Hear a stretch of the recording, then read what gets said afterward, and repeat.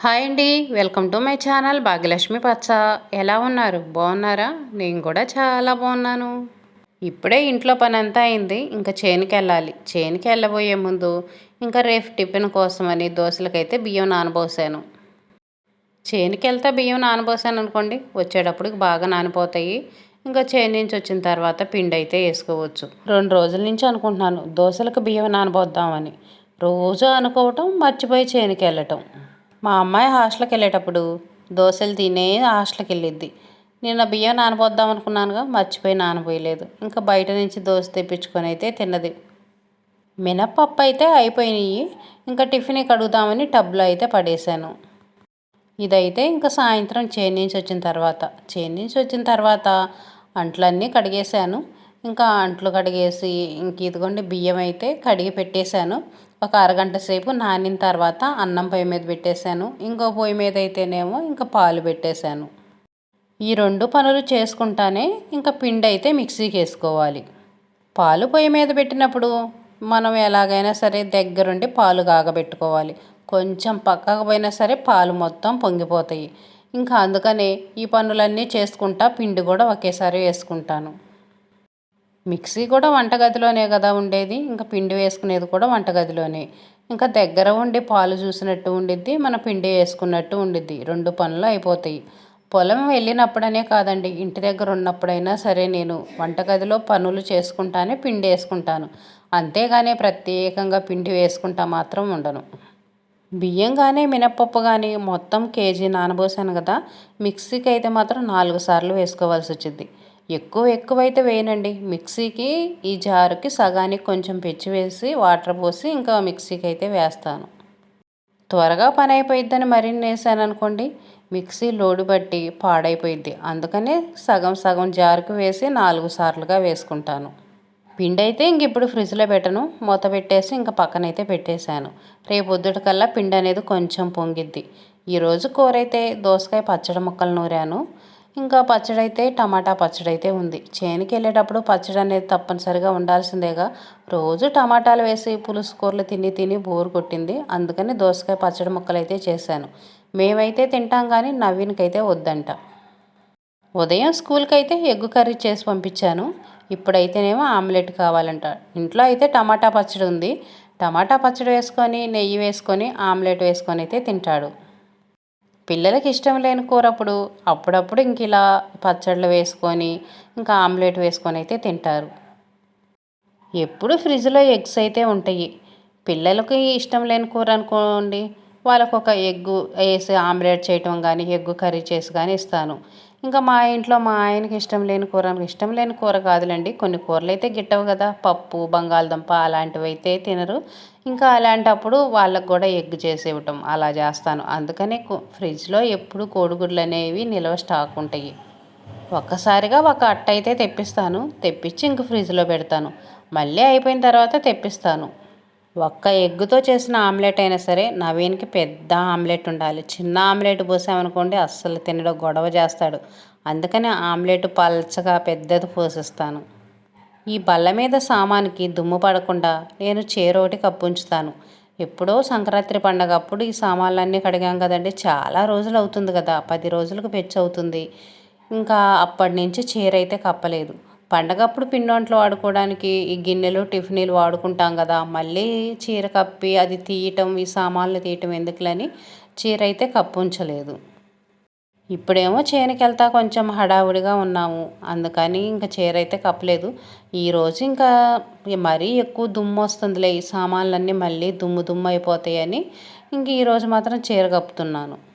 సామాన్ల మీద ఇంకా లైట్గా పైన దుమ్ము అయితే ఉంది. క్లాత్ తీసుకొని ఆ దుమ్ము మొత్తం తుడిచేసాను. ఒక కుర్చీ వేసుకొని సగం సామాన్ తుడిచాను అనుకోండి, మళ్ళీ మొత్తం తుడవటానికి అందదు. మళ్ళీ దిగేసి కుర్చీ పక్కకు లాక్కొని మళ్ళీ ఆ సామాన్లన్నీ తుడవాలి. చీర కప్పేటప్పుడు కూడా ఇదే పరిస్థితి. కుర్చీలు వేసుకొని ఇంక ఇదిగోండి చీర కొన్ని సామాన్లు బట్టికి వేస్తున్నా కదా, మొత్తం సామాన్లు వేయటానికైతే అందదు. మళ్ళీ దిగేసి కుర్చీలు పక్కకు లాక్కొని మళ్ళీ చీర అనేది నీట్గా వేసుకోవాలి. మనం వేస్తూ ఉండామనుకోండి జారిపోతూ ఉంటుంది. అందుకనే వెనక వైపుకి వేసామనుకోండి చీర, ఎక్కువ భాగం అనేది వెనక వైపుకి వేస్తాను. చీర ముందు వైపుకి కొంచెం ఉంచుతాను. అప్పుడు మనం చీర సామాను మీద వేసేటప్పుడు జారిపోకుండా ఉండిద్ది. ఇదిగోండి సామాన్ మీద ఈ విధంగా చీర అయితే కప్పుకుంటాను, దుమ్ము ధూళి పడకుండా ఉండిద్ది కదా అని. కబోర్డ్స్ లేవు కదా, ఇంకా కబోర్డ్స్ లేనప్పుడు సామాన్లని ఈ విధంగా జాగ్రత్తగా ఉంచుకుంటాను. మాలాగా కబోర్డ్స్ లేని వాళ్ళైతే మాత్రం ఇలా బల్ల మీద ఉన్న సామానికి ఏదైనా కవర్స్ వేసుకోవటం కానీ, లేదనుకుంటే ఇలా చీర కప్పుకోవడం కానీ చేయండి. దుమ్ము ధూళి పడకుండా ఉండేది, దోమలు గలీజు చేయకుండా ఉంటాయి. ఉదయం పూట మనకు త్వరగా పని అవ్వాలంటే ఇలా పల్లీలు వేయించుకొని పెట్టుకున్నాం అనుకోండి, చట్నీ చేసుకోవడానికి చాలా ఈజీగా ఉంటుంది. ఇలా పల్లీలు వేయించి పెట్టుకున్నాం అనుకోండి, ఉదయం పూట మనకి టైం ఎంత సేవ్ అయిద్దో తెలుసా? చట్నీ కోసం ఒక పొయ్యి మీద పల్లీలు వేయించుకోవాలి, అవి ఆరిపోయేదాకా మనం వెయిట్ చేయాలి, అవి ఆరిపోయిన తర్వాత మనం చట్నీ వేసుకోవాలి. అలా కాకుండా ముందే ఇలా వేయించి పెట్టుకున్నాం అనుకోండి, ఉదయం ఇంకా మనం వంట పని చేసుకుంటానే ఇంకా చట్నీ అయితే వేసుకోవచ్చు. మళ్ళీ ప్రత్యేకంగా దీనికి ఒక టైం కేటాయించుకోవాల్సిన అవసరం ఉండదు. పొయ్యి ఎప్పుడు ఖాళీ అయిద్దా అని మనం ఎదురు చూడాల్సిన అవసరం ఉండదు. ఇగోండి పల్లీలు అయితే మొత్తం ఈ విధంగా వేయించుకున్నాను.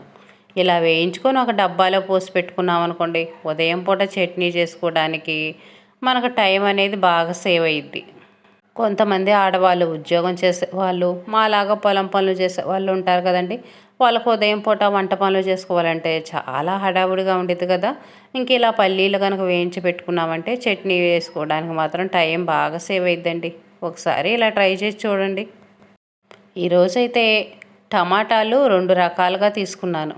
ఒకటేమో ఊర్లో షాప్లో తెప్పించాను, ఒక కవర్లో ఏమో ఇంక ఇంటి ముందుకు కూరగాయలు అమ్మొస్తే చూడండి ఆటో, ఆ ఆటోలో అయితే తీసుకున్నాను. కానీ వీటికి రేటుకు కూడా తేడా ఉంది. రేటుకు తేడా ఉంది. టమాటాల్లో మీకు ఏం తేడా కనిపిస్తుందో చూడండి. ఫస్ట్ నేను కవర్ ఓపెన్ చేసి టమాటాలు పోసాను చూడండి. ఇవైతేనేమో కేజీ 15 రూపాయలు. ఇంకా పక్కన ఉన్నాయి చూడండి టమాటాలు, రెండోసారి కవర్ ఓపెన్ చేసి పోసాను కదా, అవైతేనేమో కేజీ 20 రూపాయలు. ఈ రెండింటికి అసలు ఏం తేడా కనిపిస్తుంది? 2 టమాటాలు బాగానే ఉన్నాయి కదా, అవి బాగానే ఉన్నాయి, ఇవి బాగానే ఉన్నాయి, కానీ రేటు చూడండి ఎంత తేడా ఉందో. కేజీ 15 రూపాయల టమాటాలు అయితే 2 కేజీలు తీసుకుంటే 25 రూపీస్కి ఇస్తామన్నారు. అప్పుడు చూడండి ఎంత తేడా ఉందో. 2 కేజీలు 25కి వస్తుంది, 1 కేజీ ఏమో 20 రూపీస్కి తీసుకొచ్చాను. 2 టమాటాలు బాగానే ఉన్నాయండి. ఇంకా అవతల టమాటాలే బాగా ఎర్రగా పండిపోయినాయి. ఇవైతే మాత్రం తోటలో అప్పుడు ఫ్రెష్గా కోస్తారు చూడండి, ఆ టమాటా లాగా ఉన్నాయి. వాళ్ళు తోటలో కోసుకొచ్చిన టమాటాలే చాలా బాగున్నాయి. ఆటో రాదేమో, రేపు చేనుకి వెళ్ళాలా, మళ్ళీ కూరకి ఇబ్బంది అయింది. ఉదయాన్నే మనం నిద్రలేచి కూరగాయలు కొనుక్కొచ్చుకొని కూర చేసుకోవాలంటే చాలా లేట్ అయింది కదా. అందుకనే నవీన్ చేత అయితే షాప్లో తెప్పించాను. నేను తెప్పించిన వెంటనే కూరగాయల ఆటో అయితే వచ్చింది. ఈరోజైతే బట్టలు మడతేయటమే మర్చిపోయాను.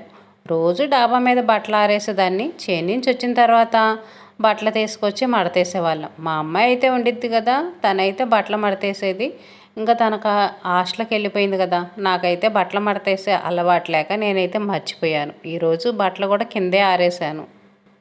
తర్వాత ఇంకా ఇంట్లో వాళ్ళు స్నానం చేస్తా బట్టలేవి అంటే అప్పుడు గుర్తుకొచ్చింది. ఇంకా తీగల మీద బట్టలన్నీ తీసేసి ఇప్పుడైతే మడతేస్తున్నాను. ఆ తీగల మీద బట్టలన్నీ అలాగే ఉంచాననుకోండి, రేపొద్దుడికి చల్లగా అయిపోతాయి. మంచు ఎలా ఉంటుంది? మంచు మాత్రం చాలా ఎక్కువగా పడుతుందండి. బట్టలు కానీ ఏవైనా సరే చల్లగా అయిపోతున్నాయి. అందుకనే లేట్ అయినా సరే ఇంకా బట్టలన్నీ తీసుకొచ్చి అయితే మడత పెడుతున్నాను. మడత పెట్టేసి కబోర్డ్లో పెట్టామనుకోండి, ఒక పని అయిపోయింది కదా. మళ్ళీ ఈ పని రేపొద్దున చేద్దాంలేని వాయిదా వేసామనుకోండి, రేపొద్దున నిద్ర లేవడానికి బద్ధకంగా ఉండిద్ది. అసలే మంచు పెట్టి చల్లగా చలిగా ఉంటుంది. 6 దాటిన దాకా నిద్ర లేవట్లేదు. ఉదయం పూట పని ఉదయం పూటే ఉంటుంది. ఉదయం పూట ఎంత హడావుడిగా ఉంటుంది. పిల్లలు స్కూల్కి వెళ్ళాలి, చేనుకి వెళ్ళాలి, అబ్బో చాలా హడావుడిగా ఉంటుంది. అందుకనే కొంచెం లేట్ అయినా సరే ఎప్పటి పనులప్పుడు పర్ఫెక్ట్గా చేసుకుంటున్నాను. బట్టలైతే అన్నీ మడతేసి కబోర్డ్లో అయితే సర్దేశాను. ఇంకా పల్లీలు వేయించాను కదా, అవి కూడా చల్లారిపోయినాయి. ఇంకా డబ్బాలు అయితే పోసి పెట్టుకుంటున్నాను. పల్లీలు అన్నీ వేయించుకోకుండా కొన్ని పచ్చి ఉంచుకున్నాం అనుకోండి, ఇంకా పచ్చి అనేవి ఏదైనా పచ్చడిలోకి మనం పులిహార చేసినప్పుడు అలా అవసరమైతే కదా, ఇంకా అవసరమైనప్పుడు వాటిని వాడుకోవచ్చు. పల్లీలు అయిపోయిన తర్వాత ఈ డబ్బా కూడా కడిగి తుడిచిపెట్టుకున్నాను. ఇంక ఇప్పుడు మళ్ళీ పల్లీలు తీసుకొచ్చాం కదా, ఇంక ఇప్పుడైతే మళ్ళీ డబ్బాలో పోసి పెట్టుకున్నాను. పల్లీలు వేయించుకునేటప్పుడు మాత్రం చాలా పర్ఫెక్ట్గా వేయించుకోవాలి. సరిగ్గా వేయించుకోలేదనుకోండి, పచ్చి వాసనగా ఉంటాయి. మనం చట్నీ చేసుకున్నా సరే పచ్చి వాసనగా ఉండిద్ది. అందుకని కొంచెం లేట్ అయినా సరే గ్యాస్ అనేది సిమ్లో పెట్టుకొని పల్లీలు బాగా వేయించుకోవాలి. ఉదయం పూట ఇంకా చేనుకెళ్ళాలి కదా, పనులన్నీ హడావుడైపోయినాయి. ఒక పొయ్యి మీద అయితేనేమో కూర పెట్టాను, క్యాబేజీ టమాటా కూర చేస్తున్నాను. ఇంకా దాన్ని పక్క పొయ్యి మీదకైతే పెట్టేసి ఇంక ఇప్పుడు చట్నీ అయితే తిరగమాత వేస్తున్నాను. నైటే పల్లీలు వేయించి పెట్టుకున్నాను కదా, ఉదయం చట్నీ వేయటం అని మాత్రం చాలా ఈజీగా అనిపించిందండి. ఉదయం పూట పిల్లలు స్కూల్కి వెళ్ళాలి, టిఫిన్లు చేయాలి, కూరలు చేయాలి, అన్నం వండాలి. ఇవన్నీ చేయాలంటే ఎంత లేట్ అయింది. పొయ్యి అనేది ఖాళీ ఉండదు. పల్లీలు వేయించుకుంటా కూర్చున్నాం అనుకోండి, ఎంత లేట్ అయింది. ఇంకో పొయ్యి మీద అన్నం వండాలి, రైస్ కుక్కర్ లేదు కదా, మళ్ళీ ఈ పొయ్యిలు ఎప్పుడు ఖాళీ అవుతాయా, ఎప్పుడు అన్నం పెట్టాలా అని చూస్తూ ఉంటాను. అందులో చేనుకి వెళ్తున్నాం కాబట్టి అన్నం అనేది మరింత వండాల్సి వచ్చింది. అన్నం ఉడికేటప్పటికి చాలా టైం పట్టిద్ది. చట్నీ అయితే మాత్రం ఇంకా తిరగమాత వేసాను. కొంచెం ఆయిల్ వేసి పోపు దినుసులు వేస్తాను. కరివేపాకు అవి ఇంట్లో ఉంటే వేస్తాను, లేకపోతే లేదు. ఇంకా తిరగమాతలో ఎండుమిరపకాయలు అలాంటివి అయితే ఏమీ వేయను. ఇంకా ఇంట్లో ఏవి ఉంటే అవి వేస్తాను. ఎండుమిరపకాయలు అలాంటివి వేస్తే పిల్లలైతే తినరు. ఇప్పుడు ఈ పొయ్యి ఖాళీ అయిన వెంటనే ఇంక ఇదిగోండి దోశలైతే పోస్తున్నాను. నవీన్ స్కూల్కి వెళ్ళాలి కదా, ఇంకా పని తర్వాత పని ఒకదాని తర్వాత ఒకటి చేసేయటమే. ఈరోజు చేనుకి కూడా టిఫిన్ తీసుకెళ్ళాలి. మిరపతోటకి నీళ్లు పెడుతున్నాం. ఒకవైపు మిరపకాయలు కోస్తా ఉన్నాం. ముందు కోసిన వైపు అయితేనేమో నీళ్లు పెడుతున్నాము. చేనుకి ఇంకా కూలోళ్ళు ఉదయాన్నే వస్తున్నారు. ఇంక ఈరోజు టిఫిను తీసుకెళ్ళాలి, అన్నము తీసుకెళ్ళాలి, రెండూ తీసుకెళ్ళాలి. అందుకనే దోశలు పోసి అయితే బాక్స్లో పెడుతున్నాను. నవీన్కైతే ఇంకా ముందు దోశలు పోసిచ్చాను, వాడైతే తింటున్నాడు. తర్వాత చేనికి పంపించడానికైతే దోశలు పోస్తున్నాను. దోశల పిండి వేసి పెట్టుకోవటం వల్ల ఈరోజు ఏం టిఫిన్ చేయాలని టెన్షన్ పడే పని లేకుండా హాయిగా అయితే ఉందండి. ఇంట్లో పిండి ఉండటం వల్ల ఇంకా కూలి వాళ్ళు వచ్చినా ఎవరు వచ్చినా సరే చక్కగా టిఫిన్ అనేది ఈజీగా రెడీ చేసుకోవచ్చు కదా. బయట టిఫిన్ తెప్పించిన డబ్బులు వేస్టే కానీ వాళ్ళ కడుపు నిండదు, మనకు డబ్బులు దండగా. సాయంత్రం పిల్లలకి స్నాక్స్గా కూడా దోశలు పోసిస్తాను. దోశలు ఉదయం సాయంత్రం 2 పూట్ల పోసినా సరే పిల్లలకు అసలు బోరు కొట్టదు, ఇష్టంగా తింటారు. ఇంక ఇదిగోండి క్యారేజీలకు అన్నం పెట్టాలి కదా, 2 క్యారేజీలు, నవీంది 1 క్యారేజీ, 3 క్యారేజీలు ఉన్నాయి. ఈ 3 క్యారేజీలకు అన్నం అయితే పెట్టాలి. పనుల హడావుడైతే ఇలా ఉంటుందండి. ఇదేనండి ఈరోజు వీడియో. వీడియో నచ్చితే లైక్ చేయండి, షేర్ చేయండి.